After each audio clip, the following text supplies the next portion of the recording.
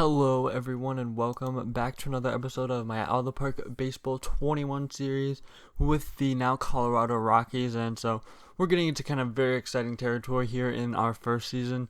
Around the All-Star break, actually the day of that the All-Star teams are going to be announced. So let's just take a quick inventory of where we are. So we are fourth in the NL West right now. I'm actually not last place anymore. Diamondbacks actually slipped a half game back, although both of us have actually been playing pretty well recent.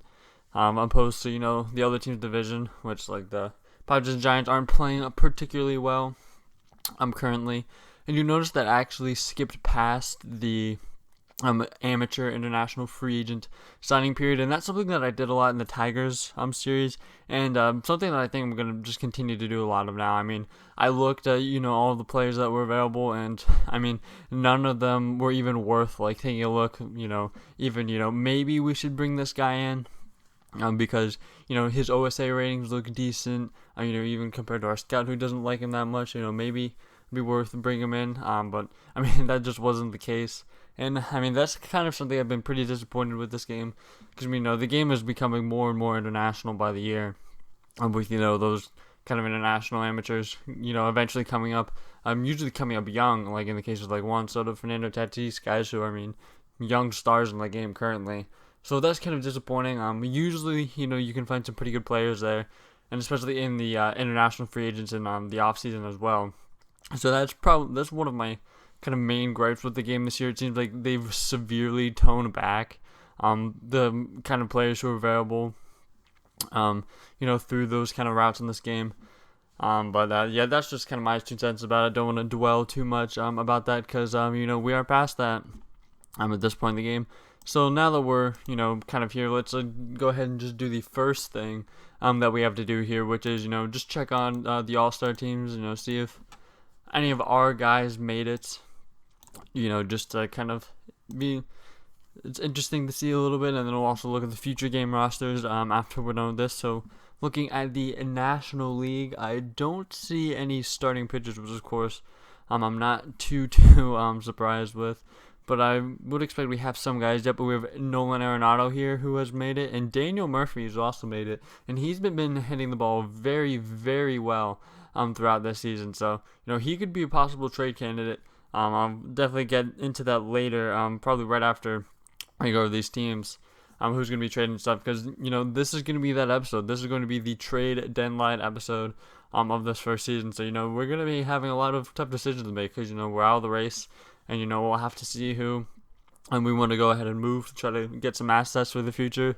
Now, speaking of guys who we could trade to get assets for the future, Nolan Arenado, our star third baseman, he's had a pretty great season so far. Pretty standard season from him. 4.4 WAR already at the break. Wow. So he's not starting at third base for the National League team, but still in the game right there. And then we don't have anybody in the outfield. David Dahl would have probably made it, I would assume, but he's been injured of late, and he probably wasn't eligible for the All-Star game. And speaking of him, we're going to go ahead and get him up here. He's been on a rehab assignment for a little bit, but he should be ready to come back and go actually today. Garrett Hampton has been kind of filling the empty spot left in the outfield by him.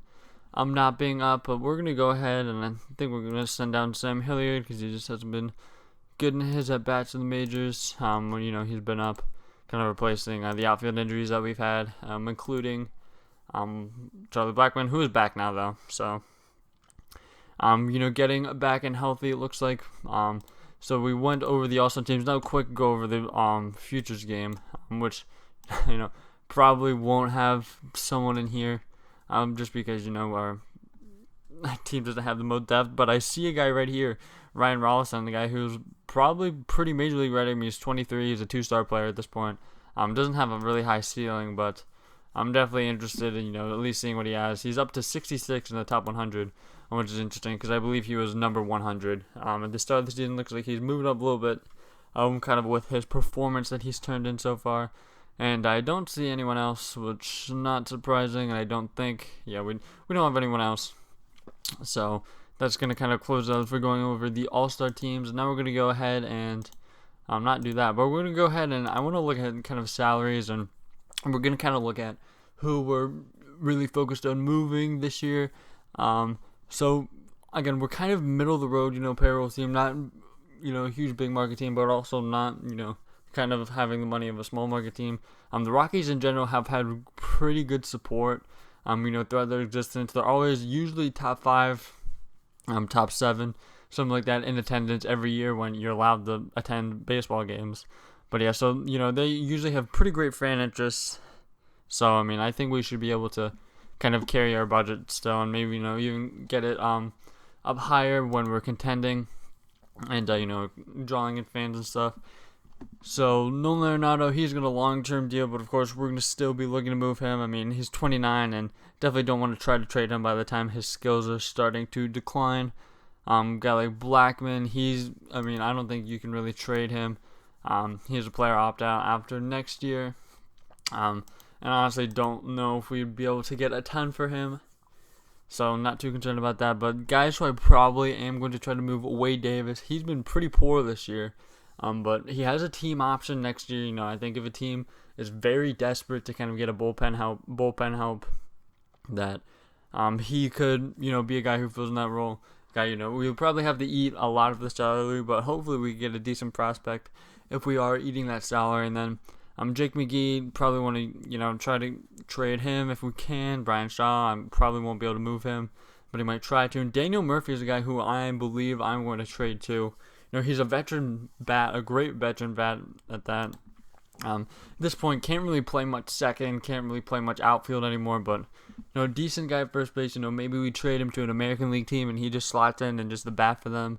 If a National League team just needs a bat off the bench, lefty bat off the bench to kind of crush right-handed pitching as a pinch hitter, in whatever situation they need. If, he comes in and is in a platoon with a right-handed guy or something, I think he could be very valuable. He's having a fantastic season to this point.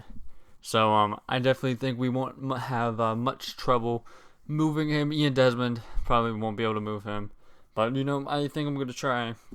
And, we'll see if we're going to move a big guy like Arenado. But all that's going to come later in the month. So I'm going to go ahead and kind of skip ahead and then just kind of check back in and show you guys the deals that I find and think that I like the most, because I don't really want to bore everyone with kind of just scrolling through idea after idea. That can make this video go on forever, which I don't want to do because nobody will watch that. So I'm going to be back and cut in when I find some good deals that I think really help the team.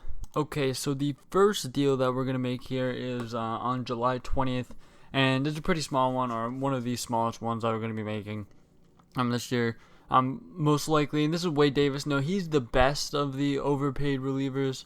Really bad contract relievers that we have on our team at this point. He's like 3 stars. Mcgee and Shaw are both 2 stars, and they're just performing way worse than him, even though he's also not performing well.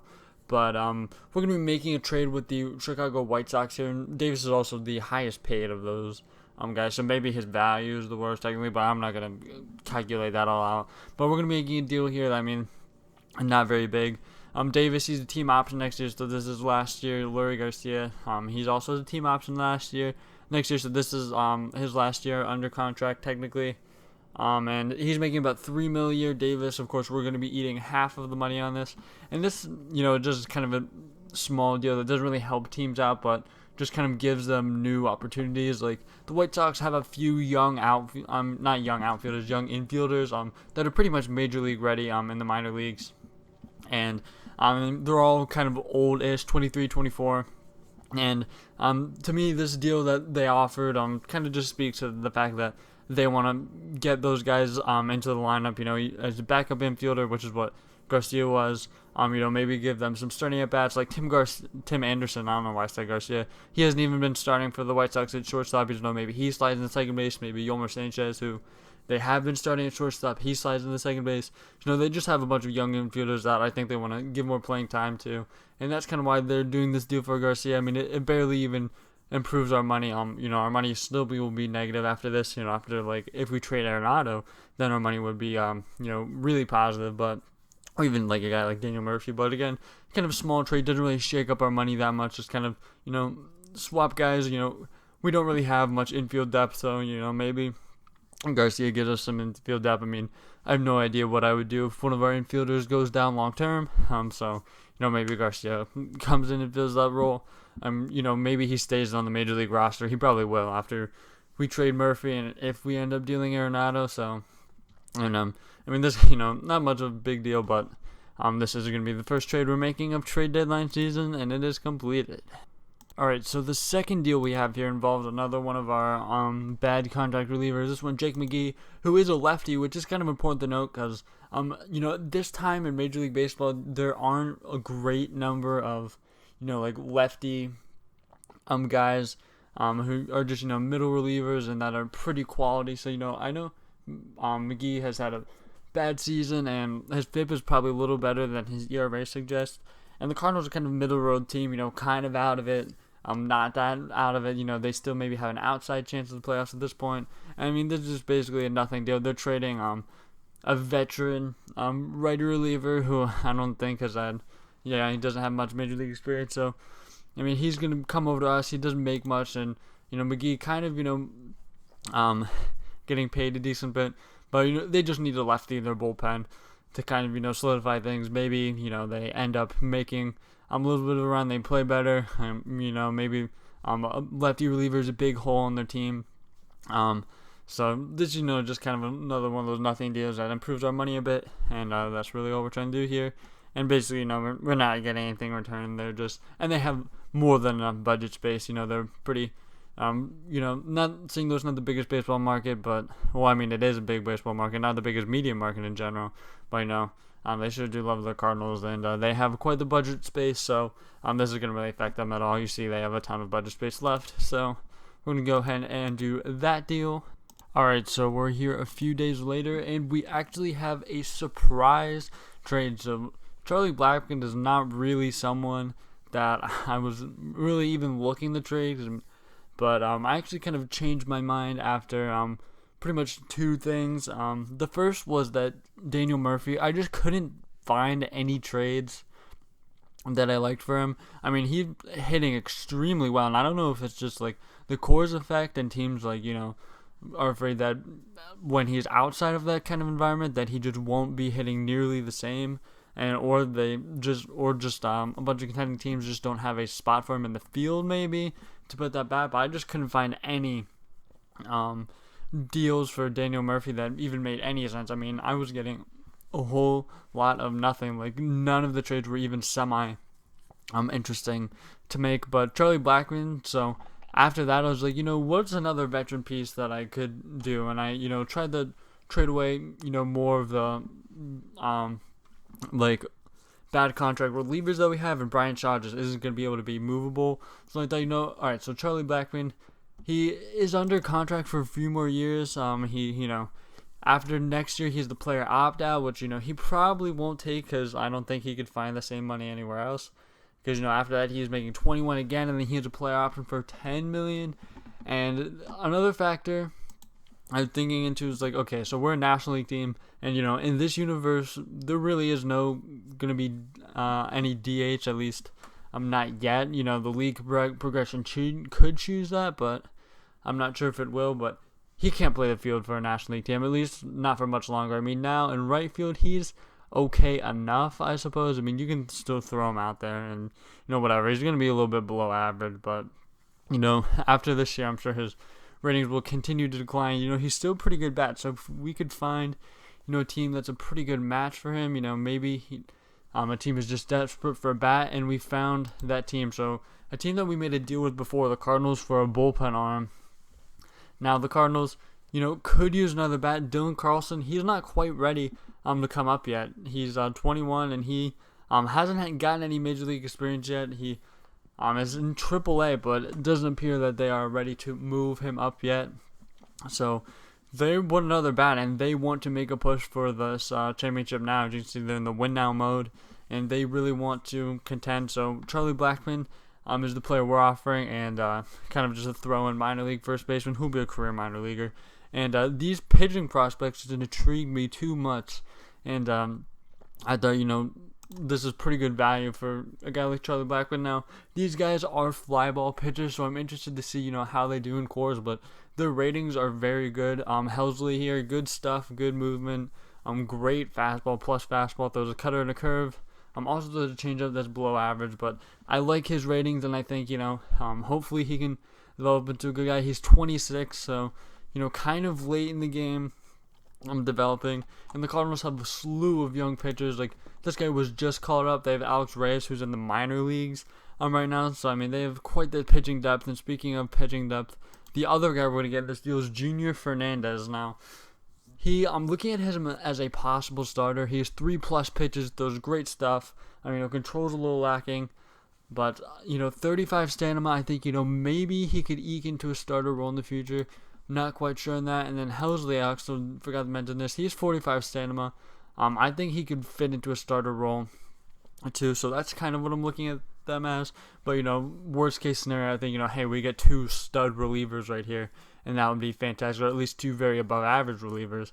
And I would be very happy with that. And of course, our money's going to improve with this trade. And we're going to go ahead and do it because, I didn't think I'd be able to get this kind of value for Blackman. He's only a 3-star player, and we're getting 2 pretty similar players at the moment. Probably not value-wise, but still skill-wise compared to, what they are. But again, this is going to be a great trade for us. And Charlie Blackman, fans not happy that he's left, but I don't think they will be sad when we're in a position to win a championship in the next few years. Alright, so here, as you can see, we're back at the trade screen, and here is the big one. I have a absolutely massive deal right here that we're going to be offering up to the Boston Red Sox.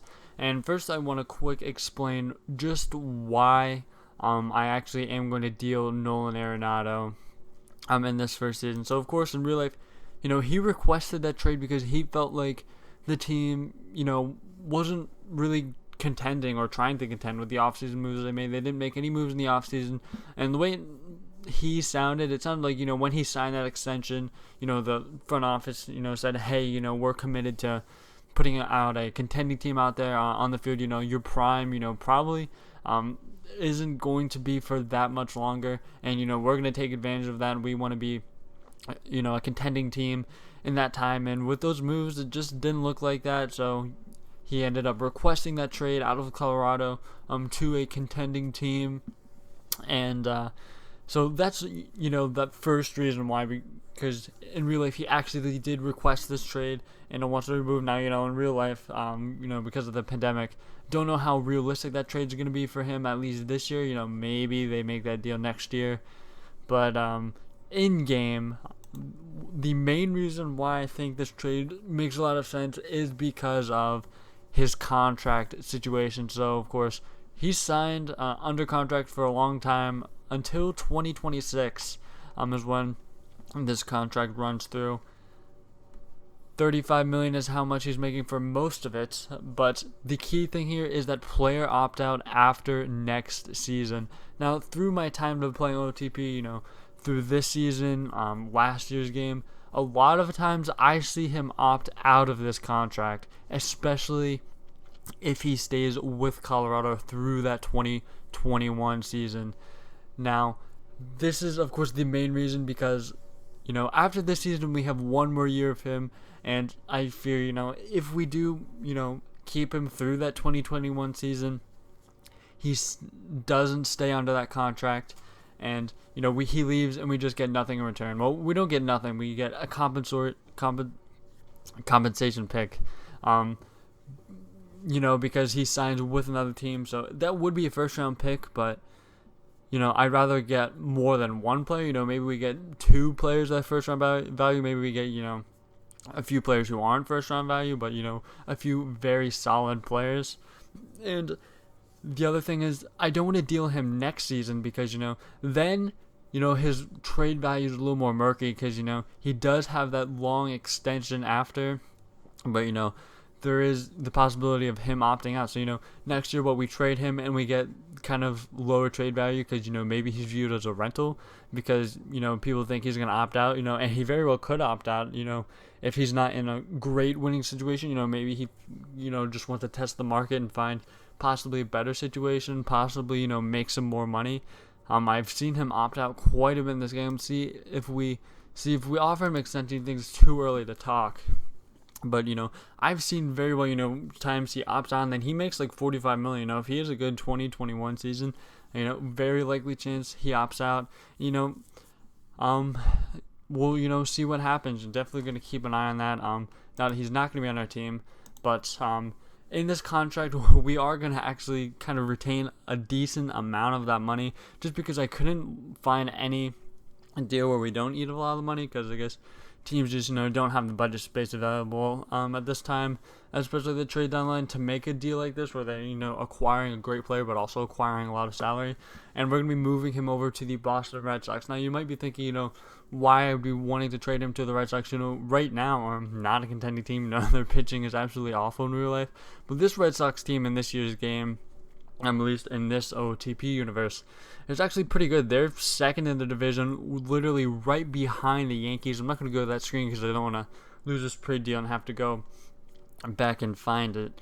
But yeah, the Red Sox second in the division. You see here they want to build a dynasty. They're in a very big contending mode. This is the kind of deal that really makes them there. In this universe, their pitching is actually a lot better. Their offense, pretty decent, but they want to solidify that offense with a huge acquisition here, Nolan Arenado. In this game, Mitch Moreland's actually out for a very long time. They have Chavis manning first base all the time, which you don't want that because his bat just isn't good enough to cover first base like that. And plus, he's a little guy, and playing little guys at first base just isn't a good idea because they don't have any range. So they have pretty much no depth after that. So they have Starlin Castro playing second. They have a world. Chavis can move over to second. Devers, he moves over to first. Maybe he plays DH. Arenado maybe DH some. Arenado is a much better fielder than Devers, who's about league average at third base. Maybe he comes a plus defender at first. With his fantastic bat. A few possibilities for them. And we're getting quite the haul in prospects from this deal. So the first guy is Jeter Downs, who our head scout values very, very highly. Only the 51st prospect in the league, but our head scout loves him. Great defensive guy. Maybe not great air rating, but great range. Going to have a great discipline rating. I can't even imagine what he's going to do in cores. He's fantastic. He's only the first piece of this. Second guy is Tristan Cassius, who is a 65th prospect, the Red Sox #1 prospect in real life, and he's just a fantastic power bat. Look at those ratings. Huge, huge power and discipline potential. Most likely a first baseman. I'm not very highly rated as a third baseman, which is fine. He can play first base every day for us, and I'm not too worried about that. The second guy here, the third guy, is Bobby Dalbec, who is probably going to play third base right away, going to be the immediate replacement for Arenado on the team. Okay, defensive third baseman, and pretty decent power bat as well. So he's going to be, the immediate replacement for Arenado. And we're also getting Dermot Feltman, just kind of a throw-in reliever here, power pitching guy. So this is the deal, and this is a huge deal. We're going to be eating Arenado money for a long time. Paying $14 million of his contract throughout all of these years, and that's another thing. If he opts out, we're not going to have to pay that contract, through if he does opt out. So, that could be another huge, huge thing for us.